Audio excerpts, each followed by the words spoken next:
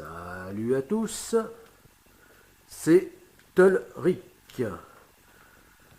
Aujourd'hui, c'est le grand déballage de la petite piscine. Tubulaire hors sol. Je dirais même de la micro-piscine, puisque c'est ce qui se fait de plus petit donc en termes de piscine. C'est-à-dire à l'opposé de la piscine, enfin des piscines olympiques, et plus encore des piscines géantes de, de, de parcs aquatiques, etc. Voilà. Donc, donc euh, voilà. Eh bien, je ne pensais pas que même une aussi minuscule piscine euh, et, et aussi ce qu'il y a de moins cher sur le marché, de plus petit, de moins cher, euh, de plus minimaliste, eh bien, soit déjà une usine à gaz et comporte autant de matériaux et d'emballage. Voilà. Donc c'est une piscine qui fait, dans les mensurations, font donc 4,50 m de long sur 2,20 m de large et 84 cm de hauteur. Mais donc dont on peut mettre au maximum que 76 cm d'eau de profondeur, de hauteur d'eau. Voilà, ce qui fait un poids d'eau déjà de 7 tonnes et demie. Voilà, c'est-à-dire le poids du tout premier navire de euh, la compagnie Godessarc, donc qui est ce voilier Godessarc 1, Godessarc 1er. Voilà, qui est un voilier construit en acier de 10 mètres. Voilà. Donc avec ici une personne à l'échelle. Hein. Voilà. Ce qui donne une idée de ce à quoi ressemblera donc Godessarc 1. Voilà. Pour la première phase de Godessarc Company. Voilà. Pour la première phase. Et accomplir donc la Subtago. Voilà. Et pour la deuxième phase, la Subgorac. Donc qui sera à une toute autre échelle. Enfin, pour un itinéraire de voyage sans escale autour du monde. Via évidemment, qui dit sans escale autour du monde, par la voie maritime dit eh bien l'océan global, forcément. Voilà, l'océan mondial. Voilà. Donc il sera une toute autre échelle, donc eh bien, en termes de nombre de personnes impliquées et de taille de navire.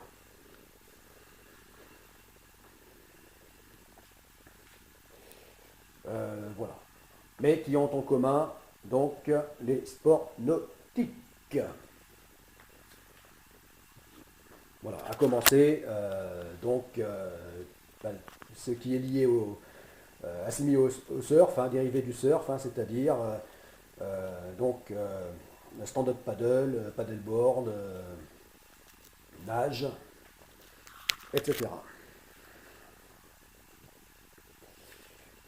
Voilà. Et donc c'est le but de cette piscine. Voilà.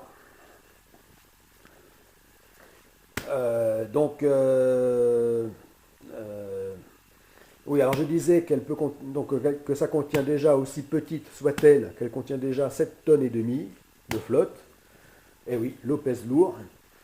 Euh, Là, c'est une grande baignoire. Euh, donc, ça correspond au poids de ce voilier, justement. Du poids à mi-charge. Voilà, puisque l'Ège, il doit faire 6 tonnes. Et donc autour de 6 tonnes. Hein. Et à pleine charge, 9 tonnes, charge maximale. Voilà. Il ne devra pas dépasser les 6 tonnes, l'Ège, et 9 tonnes à pleine charge. Voilà, et donc à charge moyenne, eh bien 7 tonnes et demie. Donc voilà, voilà cette petite piscine hors sol, eh bien correspondra déjà au poids déplacé de ce voilier. Oui, le poids d'un navire, on dit le déplacement. Voilà, ce qui revient au même. Voilà, puisque la quantité d'eau que déplace un navire correspond à son poids, à sa masse. Euh, voilà. Donc là, ça veut dire que pesant, donc mettons à mi-charge, 7 tonnes et demie, eh bien, il déplacera exactement la quantité d'eau de cette petite piscine. Voilà, voilà. Voilà, alors pourquoi je pensais à prendre plus petit encore, puisque je cherche toujours le moindre coût. Mais bon, il n'y avait pas grande différence, hein, étant donné que là on est déjà dans les prix les plus bas, les plus modestes. Euh, oui, je pensais à prendre 4 mètres, mais c'était trop juste, étant donné que la planche de paddleboard, avec lequel je vais m'entraîner, eh bien, donc en entraînement statique, eh bien, mesure dans les 3 mètres 30. Voilà. Euh, donc, euh, évidemment, 4 mètres, c'était trop juste. Voilà, c'est pour ça que je suis passé à la taille au-dessus, 4 mètres 50, voilà, qui ne sera vraiment pas un luxe. Voilà, je pense que ça reviendra au minimum nécessaire. Voilà, pour la longueur. La longueur. Et 2 mètres 20 de large, c'est pareil. C'est, je pense que c'est un minimum nécessaire. Enfin, c'est un minimum, voilà, 2 mètres 20. Bon, c'est nettement plus large que la planche en elle-même, euh, mais, mais en fait, ce sera vraiment le minimum tolérable pour ce que j'ai à faire. Voilà. Puisque là c'est des mesures de sécurité, et notamment, on s'en serait douté, eh bien, il n'est pas indiqué de faire le grand plongeon. Voilà. Donc, évidemment, avec moins d'un mètre de hauteur d'eau. Donc, euh, bon, et bien voilà. Donc, avec le paddleboard, et puis le stand-up paddle, tout ça, c'est pareil. J'aurais pas intérêt sous le coup au début donc euh, de se familiariser, de se perfectionner, et puis ensuite la fatigue, hein, à force de passer donc beaucoup de temps à simuler donc l'entraînement de ultra longue distance, donc le risque de chute, tout ça, j'aurais pas intérêt donc à tomber, à mal de tomber sur les bords de la piscine, donc sur les tubes que l'on voit là, ce qui pourrait, ce qui pourrait faire mal. Voilà. Et notamment, pas que pour le,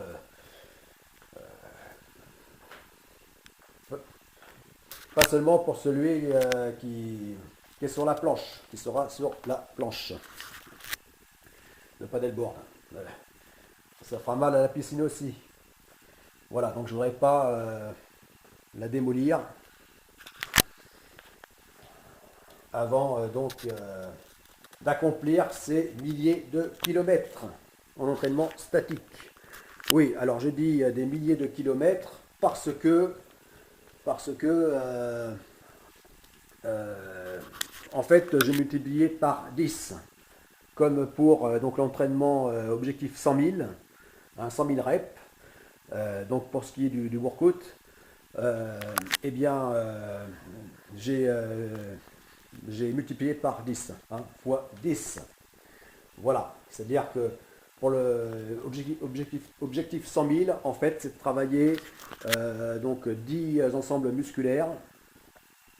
Donc c'est 10 fois 100 000, donc 1 million de mouvements. Voilà, de reps. Voilà, et bien là, de la même manière, pour objectif 1020 km en distance, en ultra longue distance, eh bien, donc là, ça sera fois 10. Donc désormais, 10 200 km pour la première phase d'entraînement. Donc à l'immense épreuve sportive planétaire internationale que sera la Subgorak. Voilà, la Subgorak. Mais déjà, ce sera aussi un entraînement pour donc la Subtago. Voilà, un Subtago, Subgorak comme stand-up paddle.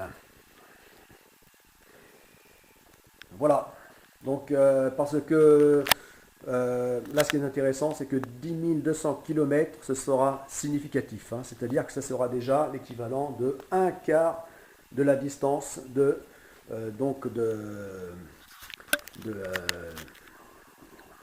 stand-up paddle, paddleboard et nage, ultra longue distance, donc sans escale autour du monde,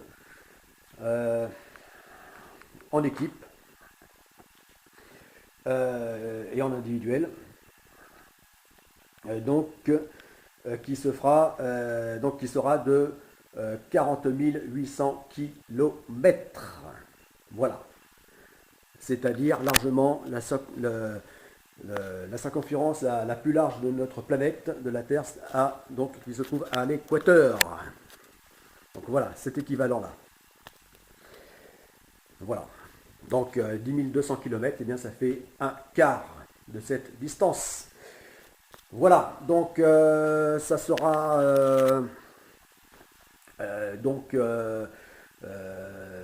pour accomplir ces 10 200 km, eh bien ça sera à donc 10 fois 1020 km. Voilà. Donc chacun par un mode différent voilà, donc en discipline sportive. Donc voilà, ça sera bon, je vous expliquerai ça dans une autre vidéo. Voilà. Voilà, donc des modes distincts, hein, donc stand-up paddle, nage avec panne, etc. Bon. Voilà, et sur ces 10 200, eh bien, la moitié se feront en statique et l'autre moitié donc en réel. Voilà, c'est-à-dire en avançant réellement. Voilà. Alors que statique, c'est sur place. Voilà. Alors j'ai expliqué donc dans les vidéos précédentes pourquoi commencer par de l'entraînement statique. Voilà, puis mener en parallèle entraînement statique et entraînement réel. Voilà, bon. Voilà, donc ça fait 5100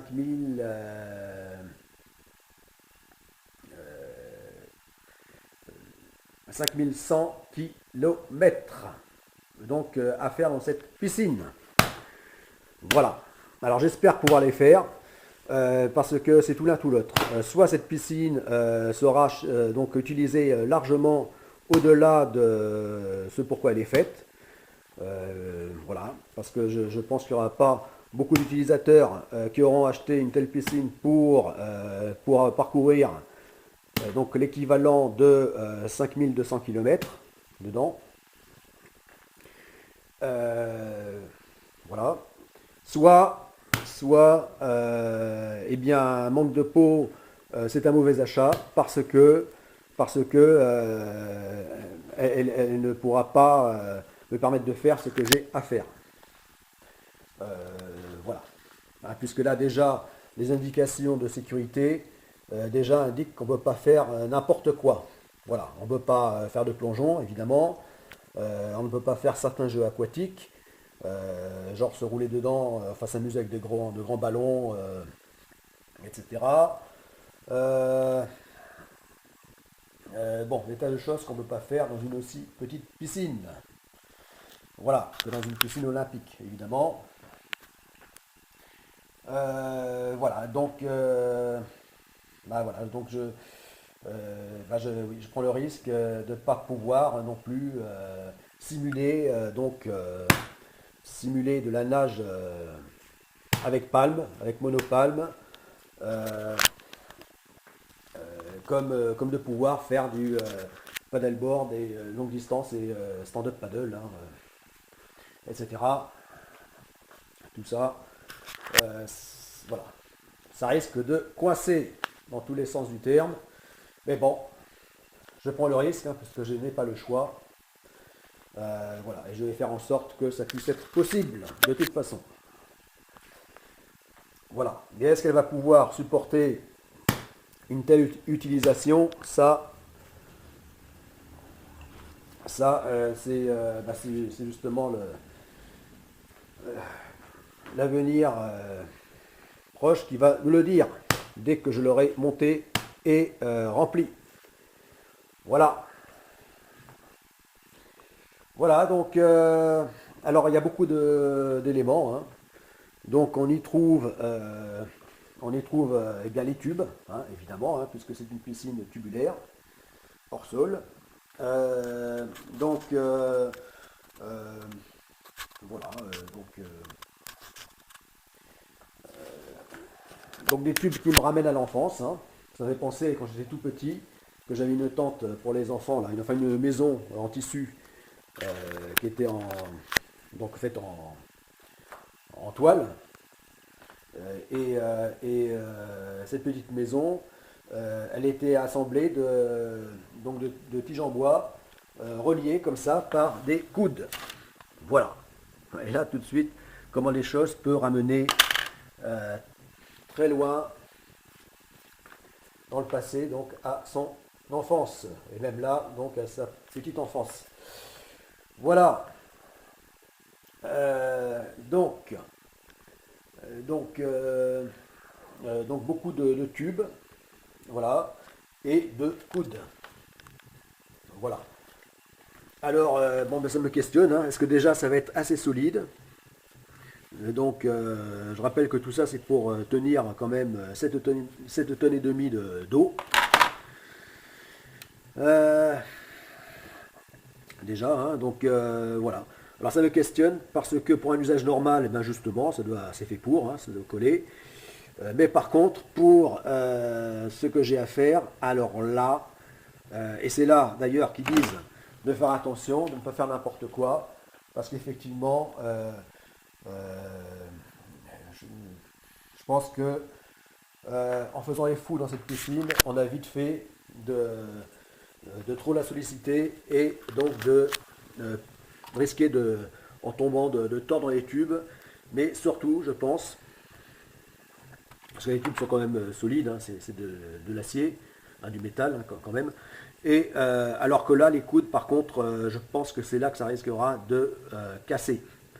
Voilà, les coudes en plastique. Voilà. Je pense que ça sera ça les points faibles. Voilà.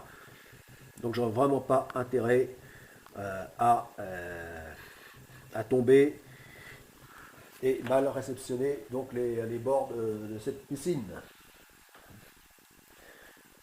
Voilà. Voilà, donc il y a les tubes. Euh, Ensuite, il y a eh ben, évidemment donc ce qui fait le contenant, hein. Euh, enfin ce qui contient donc l'eau, donc la bâche. On a un beau bleu de piscine. Voilà. Euh, donc là c'est beau quand c'est tout neuf, hein. Ah, c'est neuf quand c'est beau, hein. Mais avec les rayons solaires, enfin UV, je pense qu'il va vite te prendre un coup, hein. Voilà. Voilà. Là, c'est donc le tube sans doute vraiment pour la pompe. Voilà. Pas la pompe, enfin, si, la pompe pour la circulation, hein, comme une vraie piscine. Voilà. Où ici on voit donc voilà le filtre. Voilà, comme toute piscine, hein, digne de ce nom. Voilà, il faut bien filtrer. Un traitement minimum de l'eau. Voilà, surtout dès qu'il commence à faire chaud. Parce que là avec proche des 0 degrés, évidemment, il n'y a pas de risque admettons en hiver, tout ça, de prolifération d'algues et de bactéries, etc. Mais par contre, dès que la température monte, voilà, là il en va tout autrement. Donc, traitement indispensable. Voilà, ça je pense que c'est lié aussi donc au traitement, hein, avec la pompe. Voilà, là la plomberie. Voilà, bon, voilà. Bon, donc je pensais pas que pour une aussi petite piscine, déjà, il peut y avoir autant de composants. Voilà, donc avec ici la notice d'instruction, hein. Voilà.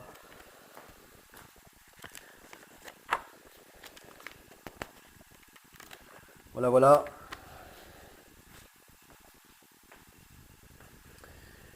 Bon, eh bien, il y a plus qu'un faucon, hein. Voilà, il n'y a plus qu'un faucon. Euh, voilà, donc, oui, parce que là, je me trouve donc en Aquitaine, hein. Donc, ce vaste projet on ne peut plus aquatique, hein, puisqu'il s'agit de la plus grande épreuve sportive au monde, même au-delà par exemple, du Vendée Globe, hein, des courses au large, sans escale autour du monde, hein, qui est elle-même déjà la plus longue épreuve sportive existante. Voilà, et donc ce projet naquit donc de la région Aquitaine, donc la terre de l'eau. Voilà. Voilà. Voilà, alors pourquoi, donc pour commencer, bon j'ai déjà expliqué, hein, précédemment, mais donc commencer à faire une bonne partie de cet entraînement, du moins pour commencer en statique, euh, du moins pour commencer en statique, eh bien c'est pour